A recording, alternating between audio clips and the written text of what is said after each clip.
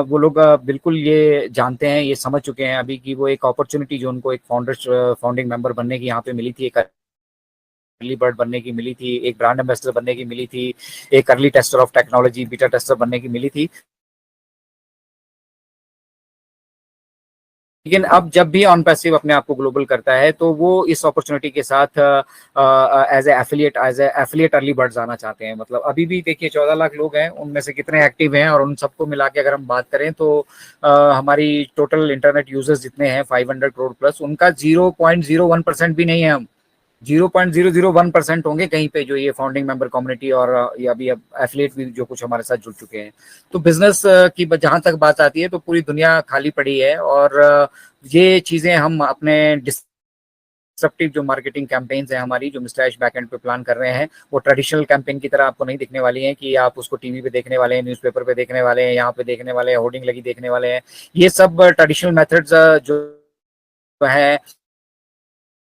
Advertisement के, ये हमारे पास जो है इनकी ये सेकंड स्टेज पे आते हैं, सेकंड लेवल है इनका। मतलब फर्स्ट लेवल पे तो हम अपने डिसप्टिव तरीके से कर रहे हैं, जैसे दुबई के अलसफा मेट्रो स्टेशन का नाम अब बदलकर अगले 10 सालों के लिए 10 साल के लिए ही नेमिंग राइट वो मिलते हैं, इसलिए 10 साल के लिए अगले वो ऑन पैसिव के पास है, और वहाँ डिजिटल एलईडी स्क्रीन के थ्रू 3200 डिजिटल एलईडी स्क्रीन है वहां पर अवेलेबल दुबई में। ठीक है, तो उनके थ्रू अब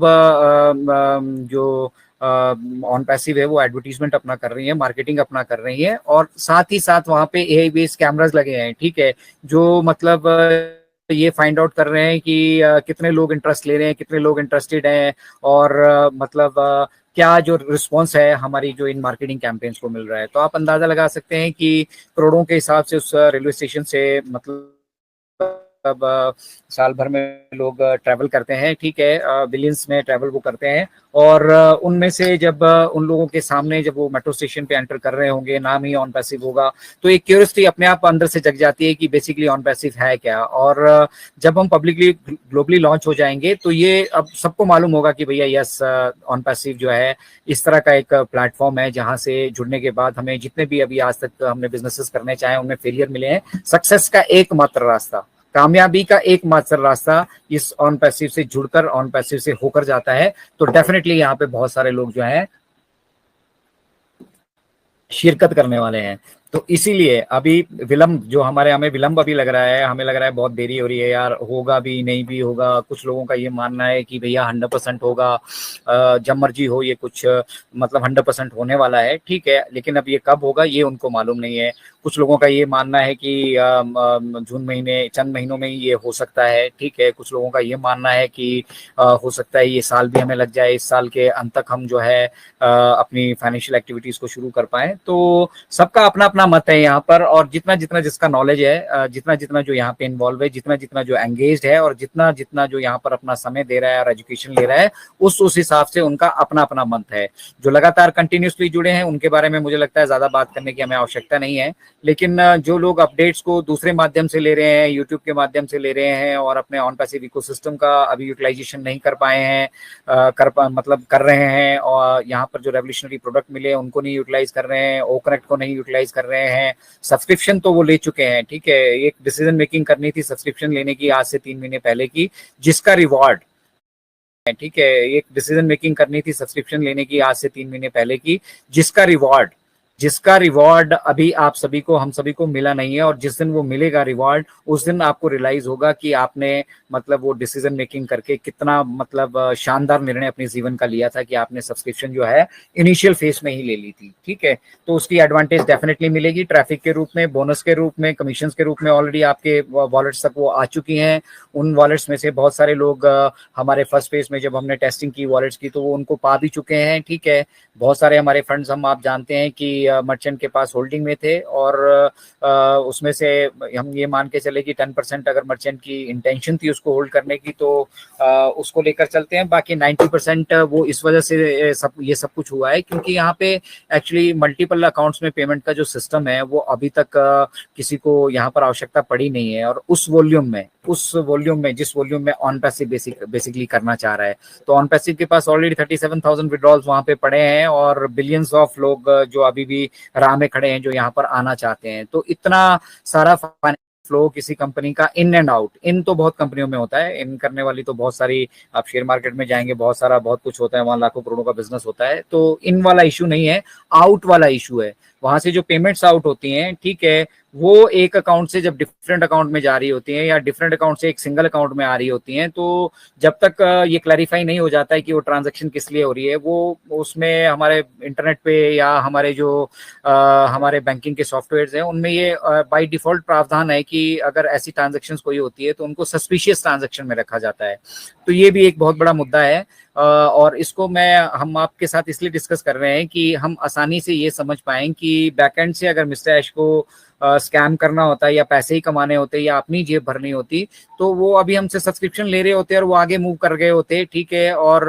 वॉलेट का वो क्लियरली बोल देते कि जब तक वो फंड्स वहां पे होल्ड है तो ये कमीशन आपको तभी मिलेंगी जब वहां से वो बैंक से रिलीज होंगे, ठीक है। लेकिन मिस्टर ऐश ने ऐसा नहीं किया क्योंकि उनका फोकस ये करने का शुरू से ही नहीं है। वो शुरू से ही चाहते हैं कि मतलब वो बांटना चाहते हैं, देना चाहते हैं, इसीलिए उसका साक्षात नमूना उन्होंने मिलियंस ऑफ डॉलर्स जब initial token amount founding members ने दिया था वो उनके वॉलेट में रिफंड करके मिस्टर ऐश ने ये प्रूव कर दिया कि भैया उनकी जो भावना है वो देने की है। तो $97 जितने भी लोगों ने यहाँ पे सब्सक्रिप्शन ली थी, ठीक है, या मतलब इनिशियल टोकन अमाउंट दिया था फाउंडरशिप के लिए, वो सब के सभी के वॉलेट में वापस आ चुका है जिन लोगों ने भी फाउंडरशिप ली थी, ठीक है। तो ये एक जीता जागता प्रूफ है कि मिस्टर ऐश देना चाहते हैं, और इसमें से भी बहुत सारे लोग विड्रॉल ले चुके हैं, जिनमें से एक हमारे बीच राजेंद्र भटकर सर हैं, ठीक है। वो हमारे साथ यहाँ मंच पे मौजूद रहते हैं, आप सभी जानते हैं, खटाखट उनका पैट डायलॉग है और कितने वो एनर्जेटिक है, ठीक है, ये सब आप सभी को मालूम है। और वो उनमें से एक अच्छा खासा हिस्सा जो है उस विड्रॉल का क्रिप्टो के रूप में ऑलरेडी ले चुके हैं। बट क्रिप्टो की सबसे बड़ी समस्या ये है कि एक तो ऑन पैसिव को ये इंश्योर नहीं है कि जिनके वॉलेट में उन्होंने वो ट्रांजैक्शन करी है वो उसी जगह पैसा गया है, ठीक है। इसीलिए उसकी ऑडिटिंग और बहुत सारे इश्यूज हैं जो मतलब कंट्री वाइज डिपेंड करता है। हम 220 देशों में बिजनेस करना चाह रहे हैं, और 220 के 220 देशों में आपको मालूम है, आप इंडिया की अगर बात लेकर चलेंगे तो क्रिप्टो को अभी भी जो वो मान्यता प्राप्त नहीं हुई है, ठीक है, जैसी मान्यता जो आप विदेशों में देखेंगे क्रिप्टो को ऑलरेडी प्राप्त हो चुकी है। तो उसका सबसे बड़ा रीजन है डिसेंट्रलाइजेशन, और वहां पर आप सिर्फ वॉलेट का एड्रेस आपको मालूम होता है, आपको इंडिविजुअल की आइडेंटिटी का पता ही नहीं है। तो यहाँ पर ये मुश्किल हो जाएगा, यहाँ पर फ्रॉडुलेंट एक्टिविटी बढ़ सकती है, और फ्रॉडुलेंट एक्टिविटी मुझे लगता है बैकएंड पे कुछ लोगों ने करने की कोशिश भी करी होगी, वो रिपोर्ट भी हुई होंगी। तो बहुत सारे ऐसे अनुभव रहे हैं जिन अनुभवों की वजह से अभी जो क्रिप्टो के विड्रॉल्स हैं हम उन पर भी विचाराधीन है। जहां तक बात है इन करने की, लोग कहेंगे कि भैया इन नहीं कर, मतलब ले रहे हैं, दे नहीं पा रहे हैं, देने में ही समस्या है। भैया देने में ही तो समस्या है, लेते वक्त तो मालूम है कि हमारा ही वो एक ही अकाउंट है, और अगर उस अकाउंट में कोई ट्रांजैक्शन हुई है तो उसका हमने वहां से इनवॉइस रेज किया है, रिसिप्ट दी है आपको। लेकिन देते वक्त जो है बहुत सारी समस्याएं यहाँ पर हैं, बहुत सारे कानून यहाँ पर हैं जिनमें संशोधन होना जरूरी है, और उन संशोधनों के बिना अगर आप और हम ये सोचते हैं कि मिस्टर ऐश के पास कोई बटन है, कोई ऐसी व्यवस्था है, तो उस व्यवस्था पे उन्होंने विचार किया और उस व्यवस्था में भी उन्होंने कमियां पाई, और इसीलिए अभी जब वो सेकंड फेज में जाने से पहले सब कुछ इंश्योर करना चाहते हैं पहले से ही, ताकि जब हम अपना कमर्शलाइजेशन यहाँ से शुरू करें, जब हम यहाँ से पब्लिक जाएं, जब लोगों को इस टेक्नोलॉजी के बारे में, इसके बेनिफिट्स के बारे में, इसके यूटिलाइजेशन के बारे में, इसके इम्पैक्ट के बारे में लोगों को इंट्रोड्यूस किया जाए और वो पहली बार हमसे जुड़े, तो उनको वैसे कोई भी अनुभव ना हो जो हम आपको as a founding member, as a early birds हुए हैं। और अर्ली बर्ड्स हम इसीलिए हैं क्योंकि ये जो टेस्टिंग का फेस होना था, ये जो जितनी भी टेस्टिंग यहाँ पर की जानी थी, जो भी सिस्टम हम डेवलप कर रहे हैं, चाहे वो इकोसिस्टम हो हमारा, हो founders.net हो हमारा, पेड प्रोडक्ट्स में से आप ओ ट्रैकर को देख पा रहे हैं, अभी ओ कनेक्ट को हम यूटिलाइज कर रहे हैं, ठीक है। तो इसका टेस्टिंग बैकएंड पे बेसिकली लाइव टेस्टिंग जिसको कहा जाता है वो हमारे साथ किया जाना था, और वो टेस्टिंग को हम कंटिन्यू कर रहे हैं यहाँ पर, क्योंकि हम ये जो पेमेंट प्रोसेसर का हमारा इशू है उसके साथ साथ जो हमने टेक्नोलॉजी डेवलप की है उसको भी हम तुम लोग ड्राइविंग लाइसेंस बनाने के लिए कहाँ जाते हो? आरटीओ।